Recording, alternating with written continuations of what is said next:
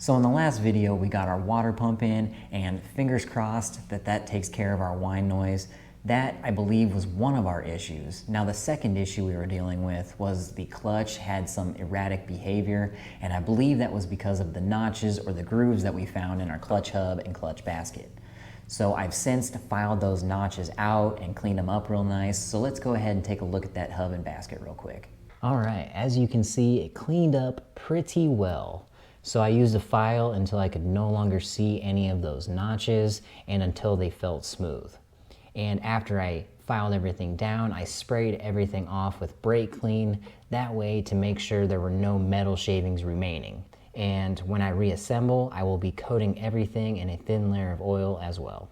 Next, let's go ahead and take a look at the clutch that I ordered for us. All right, guys, this is the clutch that I got for us. It is an EBC brakes kit. SRK series. It is for sport bike and for race. When I was looking for clutch kits for this bike, there were not very many options, to be honest, and this was one of the only options I could find other than going with the stock original kit, which I probably could have done, but instead I decided to go with the aftermarket. So we'll have a little bit harder of a clutch pull just because it has stiffer springs in it, but it is what it is. So, and a couple of things that I found odd with this are on the back. It says that you are not supposed to soak these before installing them into the bike.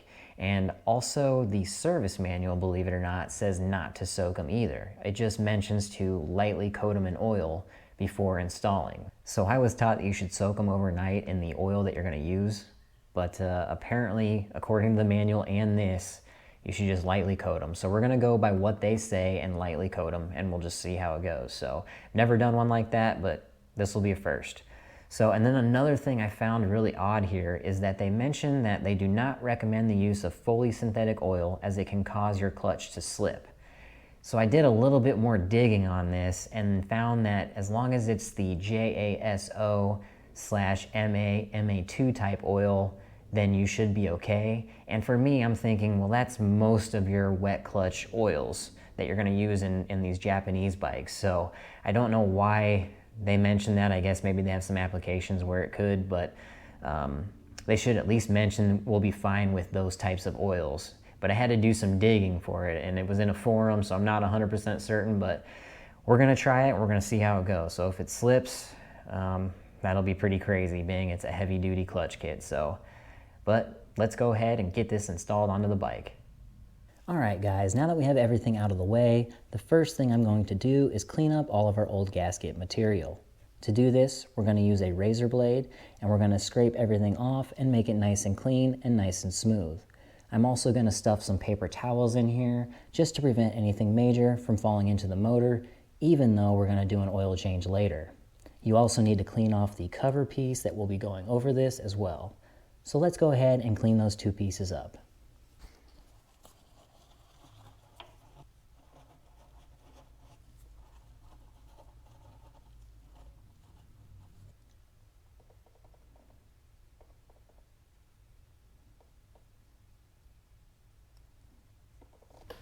All right, now that we have it mostly cleaned up, I do like to spray some brake clean on a cloth and go over all of the mating surfaces just to make sure they're nice and cleaned up.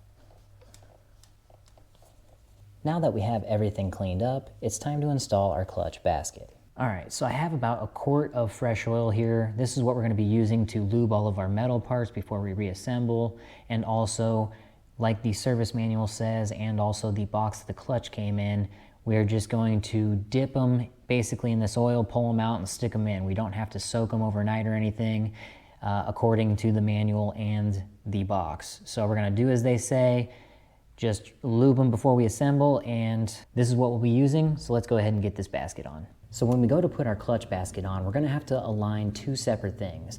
Both this outer ring gear here is gonna mesh with our gear on the crankshaft, and then there are 4 notches in the back of here. 2 of them are going to align with our oil pump drive gear. Now we won't be able to rotate our crankshaft, but we will be able to move our oil pump drive gear. That way we can get everything aligned and put into place. So let's go ahead and lube this up and we will put it on. All right, so I applied oil to all of our outer gear teeth here and also to the inner race of which the bearing is going to ride on. So let's see if we can get this aligned.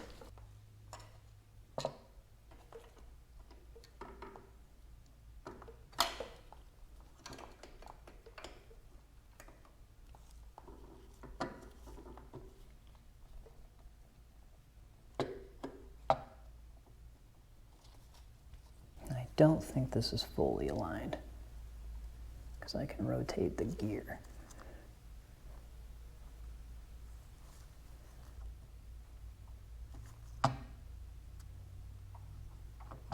There we go.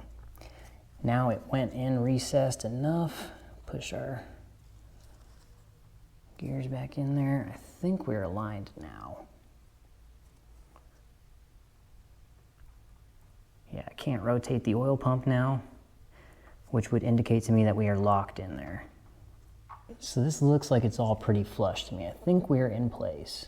Now that our clutch hub is in place, let's go ahead and build out the first portion of our clutch hub and get that ready for reassembly. Now before we can reassemble that portion of the clutch hub, we're gonna have to pull out our smaller friction plate that's gonna go in that portion of the judder spring assembly. So let's go ahead and open up our kit and see what we got.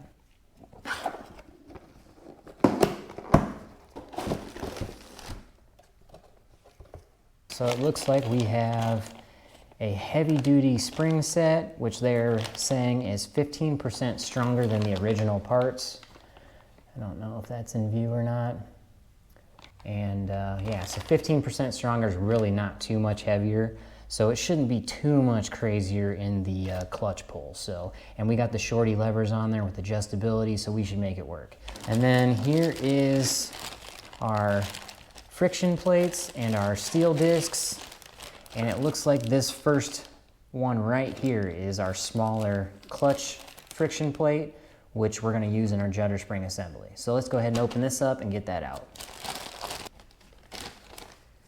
All right, now here they are, and you can tell clearly this one is much thinner than our remaining one. So these things feel really light. They feel lighter than the stock ones. And I'm not sure what these notches, if you can see, some of these have like 2 notches in them, then there's a 1 notch in it, so that's kind of odd.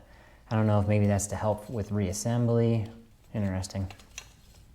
All right, so this is the friction plate we need. We'll set this one aside, and I'm just gonna throw the remainder back in here for now.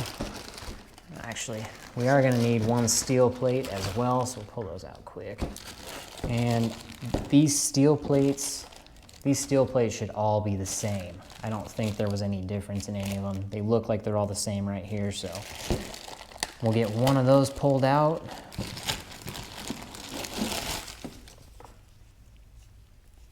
Yeah, they all look the same. And they even have little grooves in them. I'm not sure if that's how it's supposed to be, but I feel like it would have better grip with them like that, as opposed to the smooth ones that we have in our stock clutch. So that's interesting. All right, so we'll take one of these out, and then we will have our pieces ready for reassembly of that center clutch hub. So let's go ahead and get that center clutch hub assembled. Okay, now here's our inner clutch hub, and first part we're going to do is get our judder spring. We need to get this placed on here first. Remember, these are all upside down from where we had them. I'm gonna dip this in oil and then place this upside down back onto our hub. Next, we have our judder spring, as you can see. And remember that the concave portion always faces down, like the bowl. If you're eating a cereal bowl, how it's like you would, that's gonna face down. So let's go ahead and lube this up and also put this on. Okay, now we have that on. Our next will be our friction plate. So let's go ahead and dip this in our oil, and then we will place this in.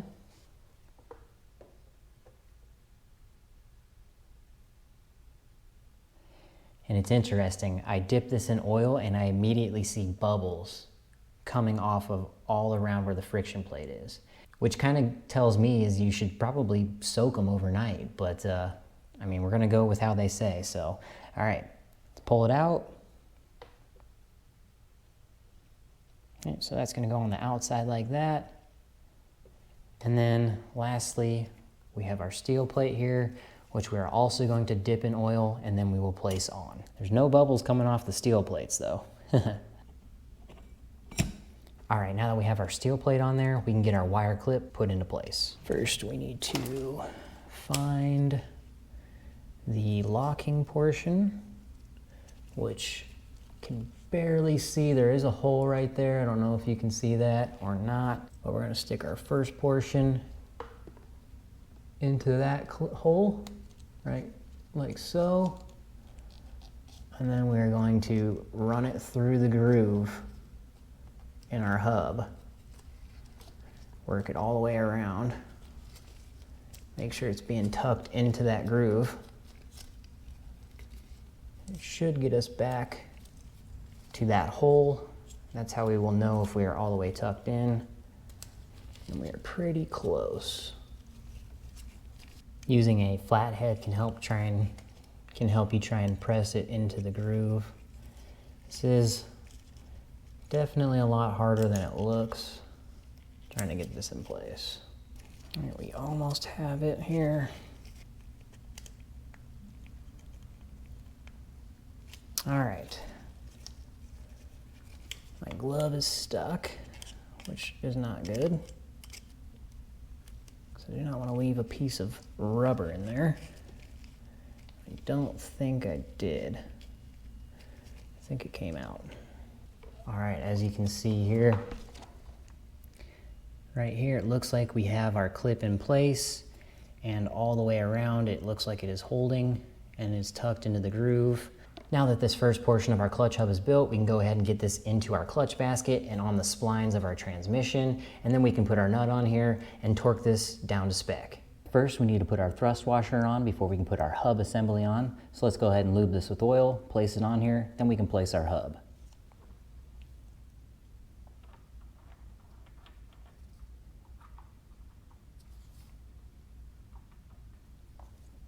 All right, next we can place our hub.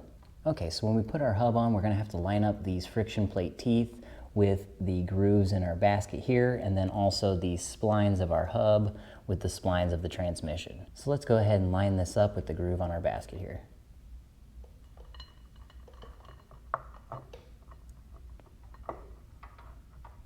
All right, looks like we are in.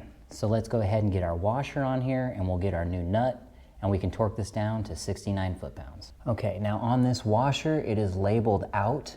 I don't know if you can read that, but it says OUT. So this is the way it faces out towards the outside of the vehicle. So we'll go ahead and place that. Put some lube on there real quick. And then we'll place that in there. All right, I've got our new nut here. Let's go ahead and thread this on and torque it down to 69 foot-pounds.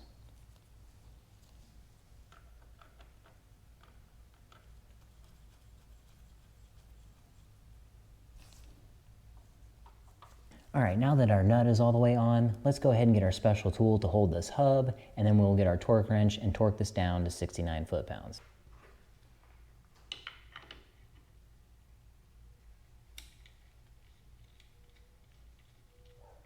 Okay, so I got this block of wood in here against the frame, and everything clears the frame from scratching it, so I'm gonna get the torque wrench back on here and see if this will help us achieve that 69 foot-pounds.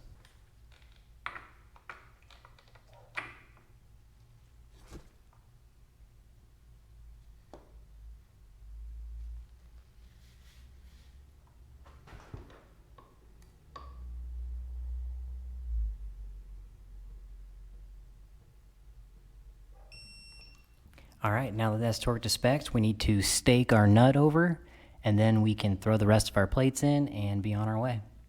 All right, now we can take our punch and we can stake in our nut right here or right here. That way it keeps this nut locked in place. So let's go ahead and do that.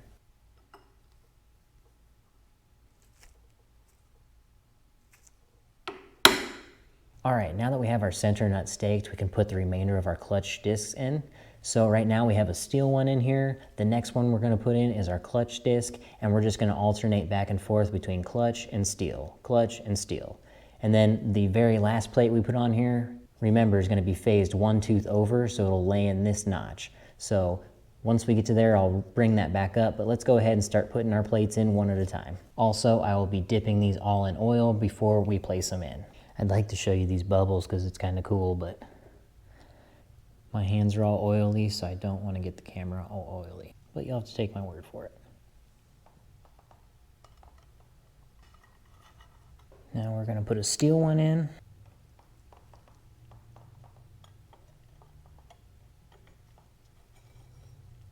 Now when I was showing you this before, I was showing you how there were notches in it. Now I'm not 100% sure what those are. Some people are saying it's for oil flow and some are saying it's for balance. Needless to say, it doesn't matter where these notches go, just put them in. So that's what we're doing. So here is our next clutch plate. And next is a steely.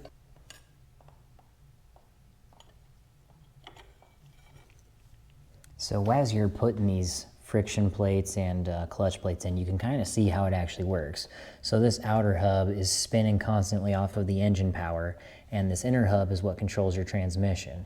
So when the springs are fully depressed, it's pushing the friction and steel plates together, causing friction and basically joining these two pieces to spin in one motion. So you'll have both the inner and outer spinning as one piece, which transmits the power from the engine to the transmission. So, and then when you disengage it, you are pulling the pressure plate back, which is giving the steel and clutch plates free space to move about, which allows them to slip, hence the name is slipper clutch. So that's basically how this function works. So, all right, let's put this other clutch plate in.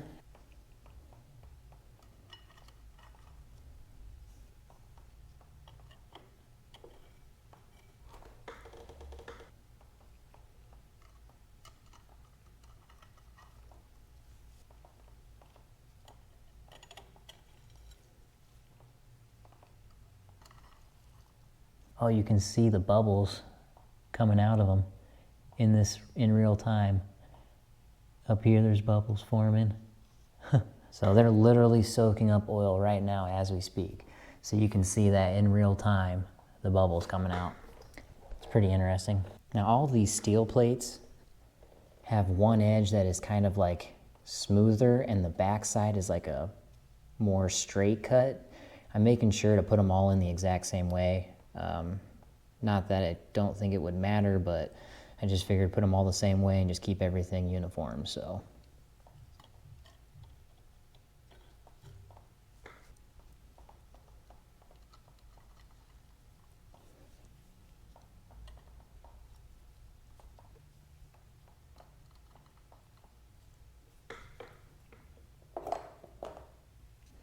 all right. I like watching these bubbles, that's pretty cool. All right, this is the last steel plate we have.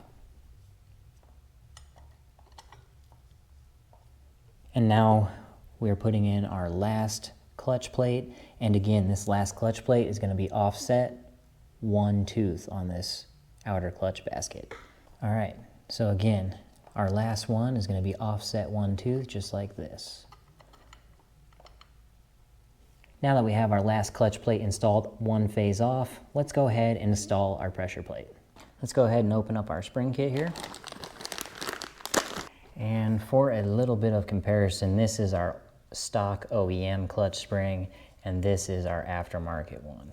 Now, it's supposed to be 15% stiffer. Yeah, I could say it's probably 15% stiffer.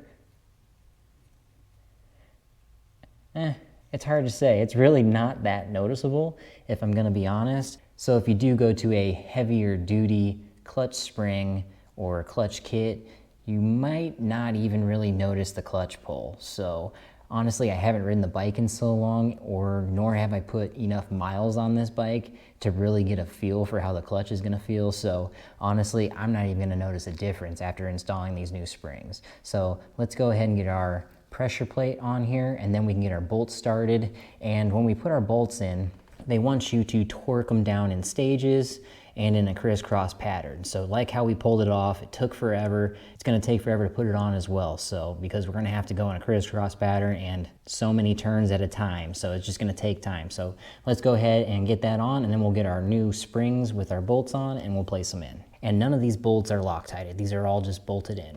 All right, here's our pressure plate. I'm gonna put some oil in our bearing, and then I'm gonna put our pull rod through, pulling out this way. That way we have it in there, and then we can get our bolts started. All right, now we can set this on here.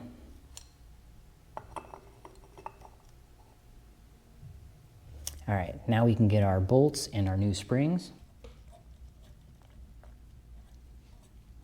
Now you don't need to apply any force to get these started. Once the pressure plate is seated on here correctly, then these should just be lined right up. So I'm gonna thread them in a few turns, and then we're gonna do this in a crisscross pattern. And just keep doing it for all 6 of the bolts.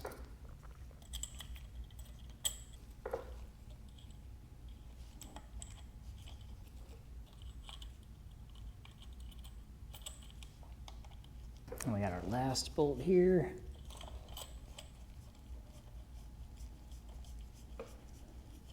All right, now we're gonna tighten these down in a crisscross pattern and in stages, and then we're gonna torque these to 10 Newton meters. So let's go ahead and get them snugged all the way up by hand first, and then we'll go back through and torque everything down.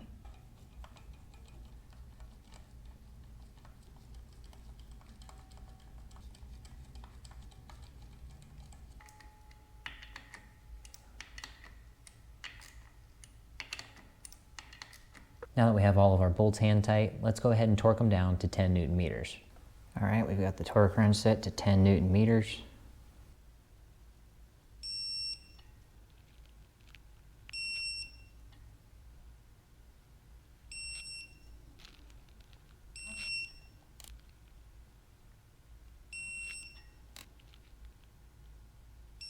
Now that all of our pressure plate bolts are torqued to spec, it's time to put our clutch cover on. All right, now before we put our cover on, there's a couple of things we're gonna have to do. One is gonna be wiping off this excess oil that is dripped off from our clutch install. So we'll have to take a can of brake clean and a rag, and we'll just spray some brake clean on there, and then we will wipe down our mating surface for our gasket. Then once we do that, we can place our gasket in place, and it'll just hold in place because of the dowel pins here, which is pretty nice. So we'll put our gasket on there, and another thing is when we pulled this off, the pull rod was actually facing forward. According to the service manual, it needs to be facing rearward towards the back of the bike. So when we go to install it, we'll turn this sideways. And another thing is they want you to apply molybdenum disulfide grease to the pull rod gear mechanism on here. And they say to apply just a very thin coat. So I got some of that. We're gonna do that. And then we can go ahead and start installing our cover. On our cover, where the pull lever mechanism is that actually actuates this pull rod, there is another portion of that where we have to get that to line up a mark on the top of the lever and also on the case, and that will let us know if we are actually connected to our pull rod. So when we get to that point, I'll show that further, but until then, let's go ahead and start cleaning up this mating surface. Definitely pretty difficult to get into some of these tighter spots, so that's why it's always good to clean it before you have this whole assembly in. That way you have all the room you need to clean it. Thankfully we're just wiping it clean so we don't need crazy amounts of room. So now that our surface is looking pretty clean and dry, let's go ahead and get our gasket in place. Here is our gasket, part number 4C8-15461-00. All right, so we have our dowel pin hole here and also on this right side. Let's go ahead and place it. I do want to try and get this bracket as far out of the way as I can. There's not really a good spot for it.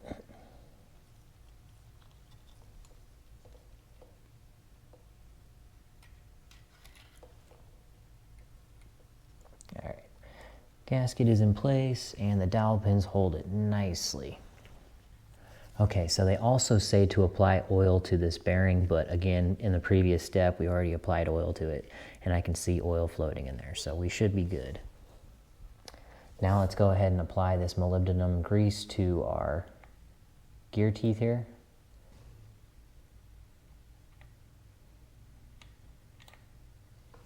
Now, I don't know if it's 100% necessary for that because I didn't see any when we pulled it off, but I have some, so I'm just gonna use it. Okay, now we need to face our teeth towards the rear.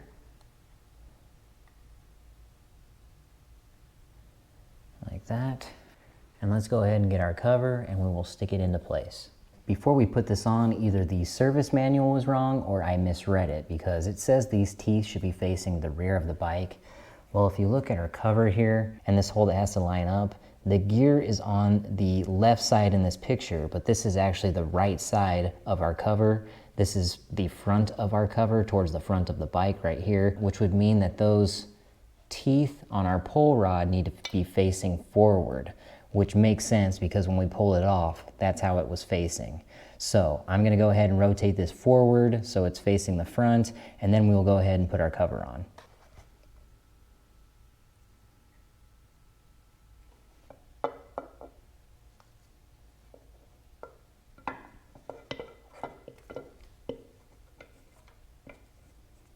Now the stupid bracket for the cable is definitely in the way. All right, I gotta figure something out with that because that is very in the way and very annoying. I don't know that there's much we're gonna be able to do about it. There we go. That might be enough. I don't know. Let's try this again. Getting this rod in place is the hard part here because it is very, very tight. They do not give you much of like a bevel to get it straight, you know?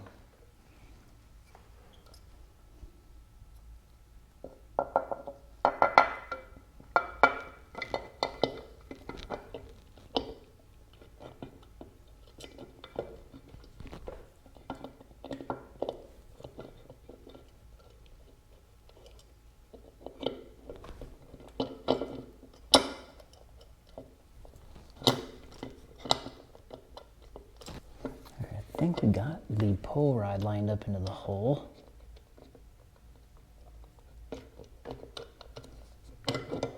Just need to get the rest of the cover lined up. Make sure our gasket stays on there. I can't see it.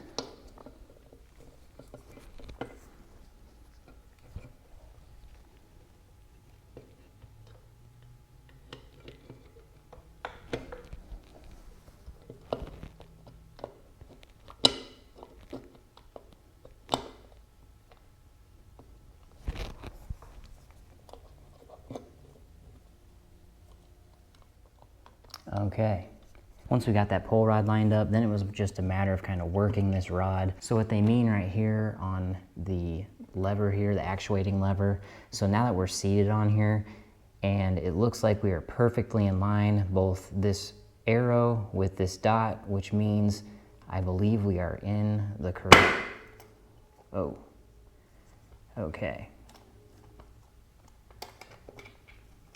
I take that back.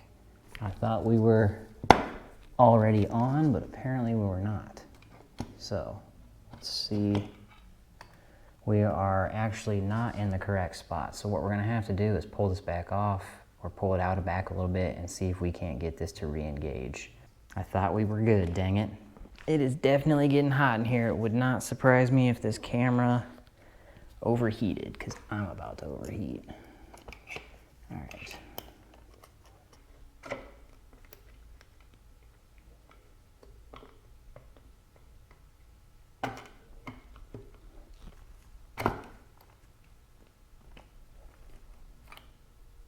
Okay, now I think we are fully seated, and now it looks like we are lined up again. Let me see if trying to push on this moves it any, like it did before.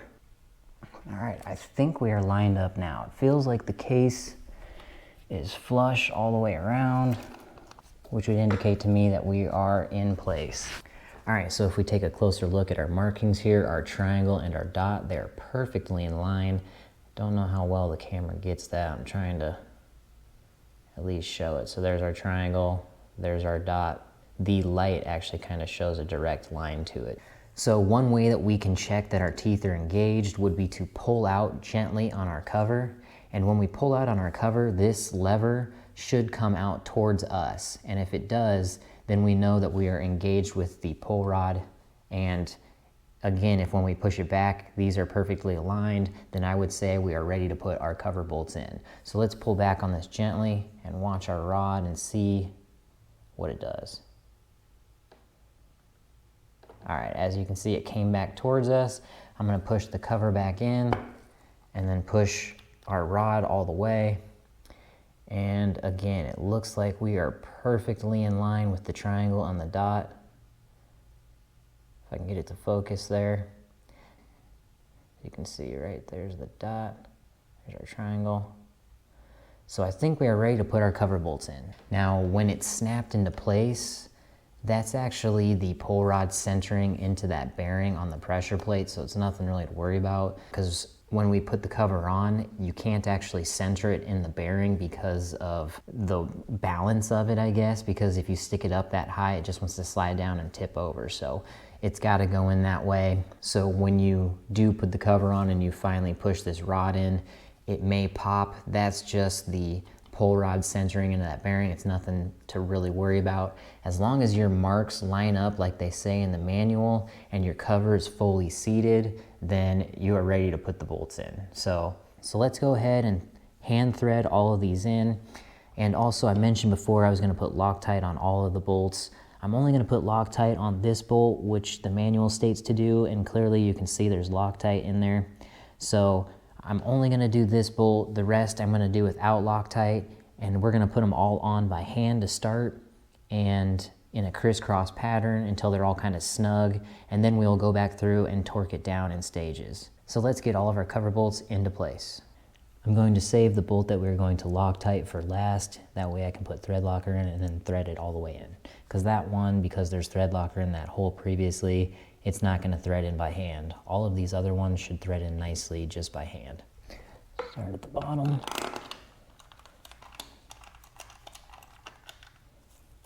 See how nicely those threaded in, or how nice that bolt threaded in. Now, real quickly, I'm kind of curious if it would be easier to get our cable inserted onto our pull lever here first while the bracket's loose. Because I don't know if that would give us a little bit more play with it. So I'll show you here, because I'm not going to be able to show me actually doing this with the camera because it's such a tight spot. But here is our cable, and it has to go into this piece right here. And it might be easier to do it right now with this loose. So I might attempt to do that really quick before we put the remainder of our bolts in, just because I think this might be the time to do it. So let me try that. If it doesn't work, then we'll put the remainder of our bolts in and then we'll go from there. So let's try that first.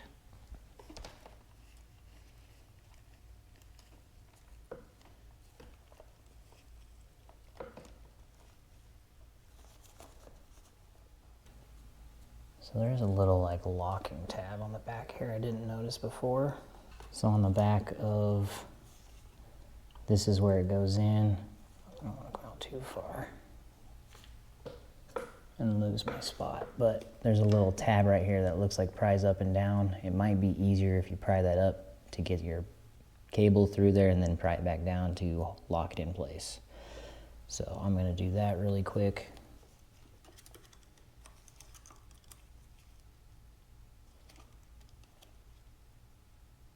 It should just bend up. Also, this spring right here that's flopping around, we'll have to put this part on the other side of our pull lever, but I want to wait to get our cable in first, otherwise it's just going to pull our lever out and not help us any.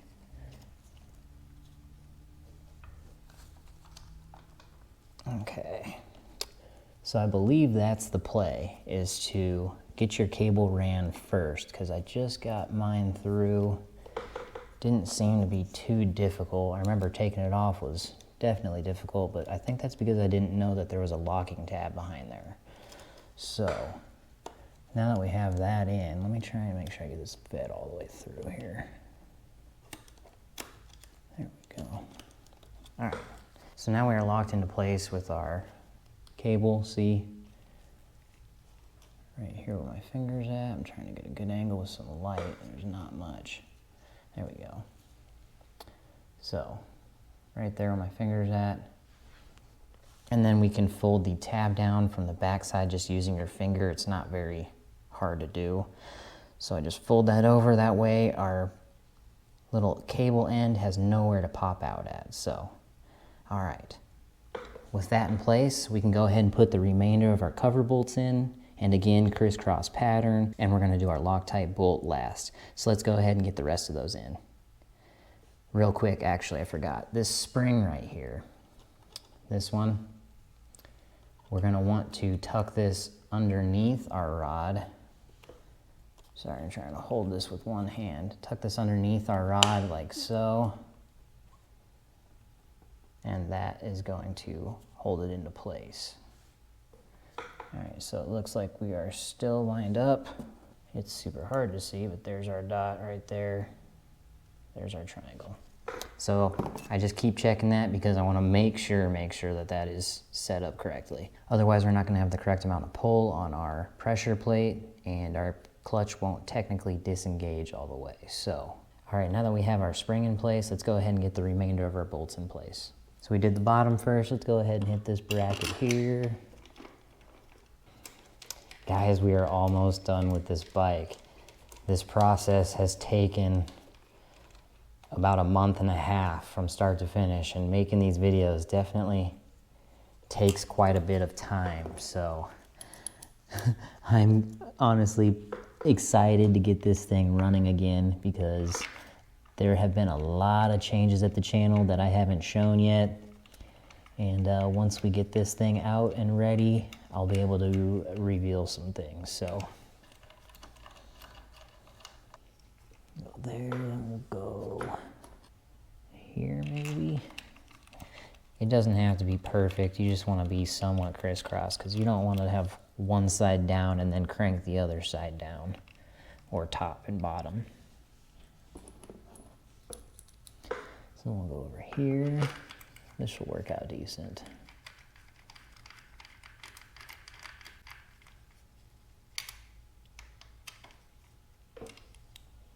And we'll go down here.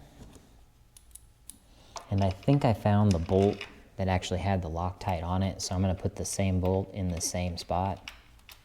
Not that it matters, but I'll just keep it the way it is. So I think this is the bolt that had Loctite in it. There's very small traces of yellow Loctite in there, so in the threads. All right, so now we're going to put a little dab of our blue Loctite on here, and we'll thread it in.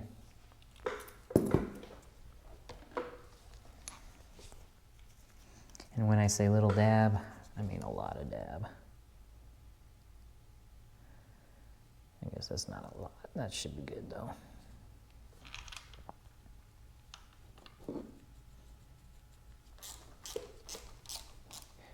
And be careful, I don't want to go crazy tight here. I just kind of get it seated. Like so. All right. Now that we have all of our bolts seated, we can go ahead and torque these to, I believe, 12 Newton meters. All right, real quickly, the service manual says that this bolt is the one that's Loctited according to the picture.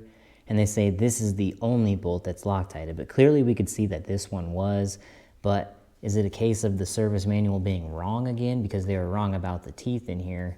So that's kind of sketchy that the service manual's been kind of off. So I think I'm just gonna pull this bolt out real quick and put a little dab of Loctite on it just to be safe, because it's not gonna hurt anything, but you know, I don't know. I guess we'll go by the service manual.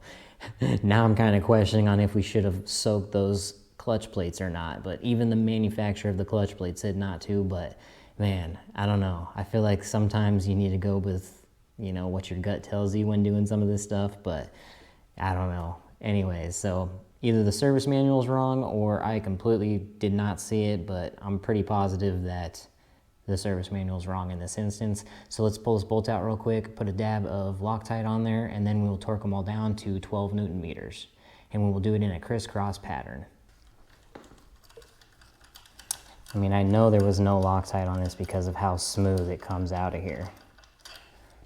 You know what, I'm just gonna go with my instinct and not put any Loctite on this. The service manual is wrong. If it leaks or comes loose, then that's on me, but I have a feeling that we're gonna be totally fine. So let's go ahead and get these torqued to 12 Newton meters. They say to torque these bolts in stages, but they don't specify like a range, say 6 Newton meters, then 12 Newton meters, or 8 Newton meters, then 12. But I don't think my torque wrench goes, well, I guess it does go to 8 Newton meters. So maybe we'll do the first stage to 8 Newton meters, and then we'll do the last stage at 12 Newton meters, just to do it in stages like they say. So we'll go ahead and start with the top here. Actually, I think I'm gonna go to 6. My gauge doesn't go that far, but it has a digital readout so I can see where we're at. We'll go 6 and then we'll go 12.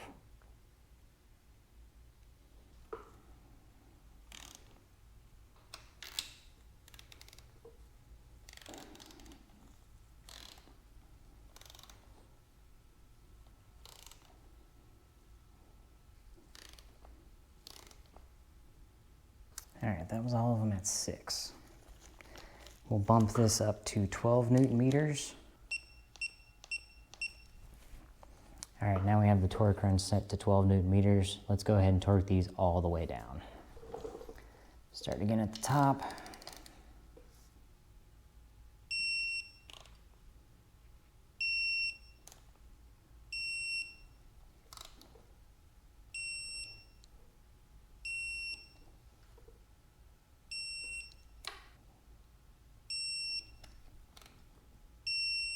All right, so it shows we did 8 bolts. We should have 8 here. 1, 2, 3, 4, 5, 6, 7, 8. All right, now that we have all of our clutch cover bolts torqued to spec, we also have our cable into our pull rod lever linkage. The last thing we need to do is adjust our clutch up at our handlebars. So let's go ahead and do that. All right, so the last thing we need to do is adjust our clutch cable here. We need to take out the slack and set our free play. Now, if we cannot get enough adjustment out of this adjuster, there is another adjuster on the side of the bike that you can get to, and you can adjust that up to give you more adjustment up here. But first, we're gonna see if we have enough adjustment here, and if we don't, then we'll go down to the side of the bike, but I think we should have enough here. But they say that you're supposed to measure from the bottom of the clutch lever here and check the free play based on the bottom of the lever. Now, they say you should have 0.39 to 0.59 inches of play here. So I'm going to adjust this up just a bit to get us in the ballpark of that kind of play. See if we have enough. You can look and see how much of your threaded adjuster you have left. And I've got about a 1/2 inch left in there, it looks like. I don't know if that showed up on the camera or not because it's kind of a weird angle, but okay. So we're getting close. So let's get our tape measure out. And we're just gonna set it at an angle about right there. And that gets us right at almost 4-inch mark. Okay, so we're close. We need to adjust it up more.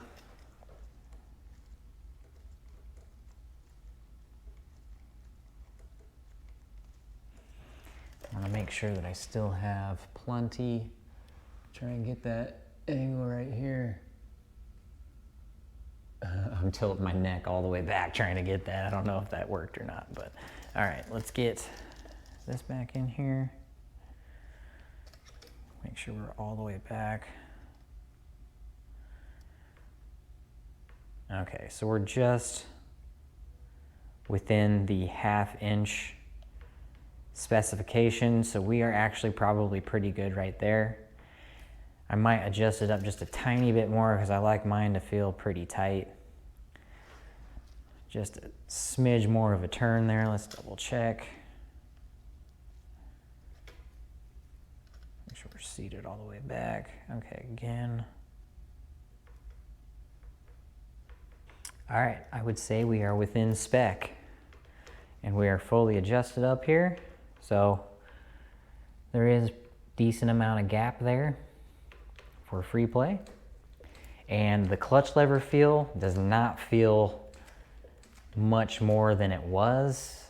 I mean, from what I can tell, it does feel slightly heavier in all honesty, but nothing too crazy. So, all right, now that we have that adjusted up, we are officially done with our clutch install. We just have a couple of other things left to do with this bike before we can see if we resolved any of our issues. So with that being said, guys, if you liked what you've seen with this series so far, please help support me and support this channel by hitting that like button and subscribing for future videos. All right, guys, that's gonna do it for today. Thanks so much for watching. Peace.